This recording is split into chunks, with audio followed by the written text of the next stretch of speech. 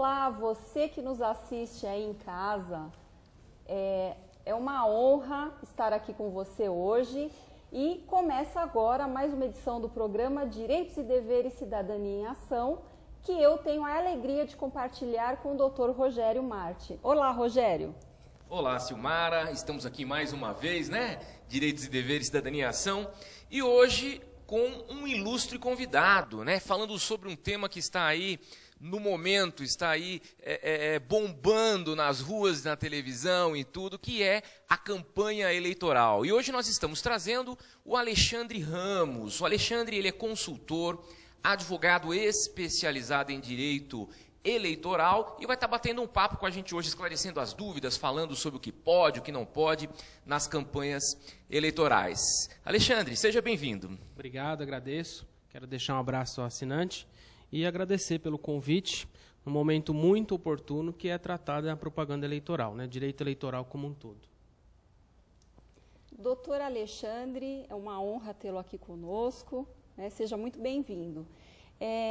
Primeiramente, nós gostaríamos de saber o seguinte: como é regulamentada a propaganda eleitoral, assim como regra geral? Tá. A propaganda eleitoral ela vem descrita na Lei 9.504 de 97, né? Então ela traz um panorama geral e o Tribunal Superior Eleitoral ele tem a competência para regulamentar através de resoluções, né? É o único tribunal que tem esse poder normativo que nós falamos. Então toda eleição há essa expedição de resoluções que nada mais faz do que operacionalizar o processo eleitoral. Então, a propaganda, um conceito bem simples, até para o assinante em casa entender, é aquele que faz com que o candidato capte o voto do eleitor. Em base, né, não vou trazer aqui um conceito jurídico, mas em regra é isso. Então, nós temos o período de início, né, dessa propaganda, que começou no dia 6 de julho, né, e antes disso o legislador colocou uma sanção, né, que a gente chama de propaganda antecipada ou fora do prazo, com multa de 5 a 25 mil reais. Então, não só em Guarulhos, mas em São Paulo também, muitos candidatos foram multados por conta dessa propaganda antecipada. Ou seja, antes do dia 6, você divulga, você mostra que você é o mais apto ao exercício da função pública. Então, isso caracteriza a propaganda eleitoral. Porque, segundo a legislação, é uma forma de violar o princípio da igualdade. Então, enquanto alguns começam antes, aqueles que respeitam a lei e esperam, são prejudicados. Então, o legislador sancionou essa propaganda antecipada. Então, a partir do dia 6, né, já estamos na campanha, você passa a poder fazer esse tipo de propaganda, que aí a gente vai dissecar para ficar bem claro, acho que para o assinante, os tipos de propaganda, né, e fazer um resumo ao final do que pode e do que não pode. Alexandre, é um mal necessário, né? A gente fica meio tenso, assim, como espectador dessa propaganda, porque você começa realmente, às vezes, a ser um pouco invadido, né? Você está lá na programação da TV, entra o horário eleitoral, do rádio, nas ruas, carro de som, aquela coisa toda, isso a gente se sente um pouco invadido, mas é um mal necessário, porque é o momento que a gente tem para poder conhecer os candidatos, as propostas e exercer a democracia, né? É verdade. Hoje, eu acho que com a disseminação da TV a cabo, eu acho que fica mais difícil ainda o eleitor ter essa consciência de assistir o horário eleitoral. Então, vejo várias pessoas, começou o horário eleitoral? Troca de canal. E aí, com essa facilidade hoje da TV a cabo, né, pelos preços reduzidos da TV a cabo, as pessoas acabam se afastando. E aí, foi o que você falou. É uma pena, por quê? Porque você não conhece os candidatos. Em Guarulhos, pra você ter uma ideia, nós temos 1.116 candidatos, se eu não me engano, a vereador. Nossa. Né? Quer dizer, então, como você faz para conhecer cada um? Aqui nós não temos, né, o horário eleitoral gratuito na TV.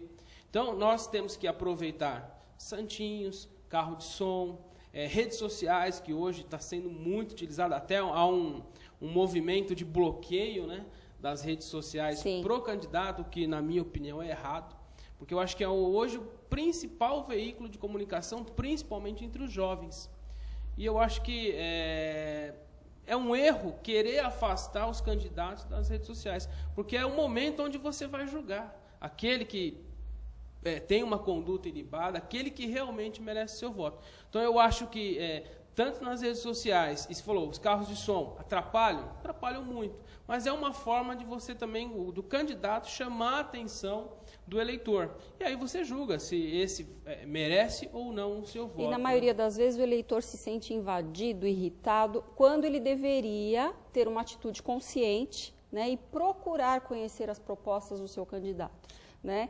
Mas muitas vezes não é isso que ocorre, né, doutor? Exatamente. Eu acho assim, falta um pouco de conscientização. Eu acho que é um processo lento, né, do brasileiro realmente dar valor a essa festa da democracia, né, como o ministro Aires Brito costuma dizer, é a festa da democracia, é o momento onde você vai, em tese sem pressão, né, em tese sem pressão, para exercer aquele seu direito, de você escolher o candidato que você quer, tanto no cargo executivo quanto na Câmara, porque depois não vale a pena você ficar depois 4 anos reclamando dos seus representantes. Sim. Representantes que você escolheu, né? Então, eu acho que é importante o eleitor tomar cuidado na hora de selecionar os candidatos. E, diante dessas várias opções, seja nas ruas, nas redes sociais, eu acho que fazer a melhor escolha. Porque escolheu errado, não adianta reclamar depois, né? E aí vai passar os 4 anos com o representante, em tese, errado, né? Então, uma coisa assim que eu acho que vale a pena o eleitor tomar uma atenção especial é com relação às formas de propaganda, né? Então, nós temos, vamos falar de todas, mas as propagandas em bem públicos, bem privados, nas redes sociais, sonorização. E olhar para ver aqueles que estão respeitando a legislação. Acho que é o primeiro ponto, porque aquele que nem entrou, não respeita, quando estiver lá, acho que não vai respeitar mesmo. Então, prestar atenção. Na propaganda em bens públicos, por exemplo, é totalmente vedado. Então, seja imposto, iluminação, pontes, passarelas. E aí, no direito eleitoral, há um conceito de bem público, de uso comum, que é um pouco diferente do direito civil. Então, ele abrange igrejas, estabelecimentos comerciais. Então, todos esses lugares é proibida a propaganda. Existe multa para o desrespeito a isso? E aí, no meu entender, até há uma falha legislativa, porque o legislador possibilitou, no caso de bens públicos, o candidato retirar no prazo de 48 horas. E aí, o que você vê nas ruas? Coloca-se a propaganda irregular, hora que é notificado, tira, e aí põe em outro lugar. E aí fica essa dança, até que o juiz passe realmente a aplicar uma multa pelo prévio conhecimento. Essa poluição sonora e visual. Exatamente. Então, o próprio candidato, apesar de ele não ter um conhecimento técnico da legislação, ele sabe aonde que ele pode abusar. Então, nos estabelecimentos comerciais mesmo, se você andar pela cidade, você vê que tem muito estabelecimento comercial com placas de candidatos, que é proibido. Aí o advogado aciona a Justiça Eleitoral através de algum candidato, coligação, partido, o juiz determina que no prazo de 48 horas retire. E aí não há penalidade. Sim. Então, eu acho que nesse ponto, eu acho que ficou a desejar, diferentemente dos bens privados. Os bens particulares, se houver alguma irregularidade, você tira, mas já está multado. Então, até há uma inversão, né, no meu entender, de valores, porque eu acho que o bem público ele merecia uma proteção maior. Então, placa acima de 4 metros quadrados em bens particulares, o juiz determina liminarmente que você tire, mas você já está multado.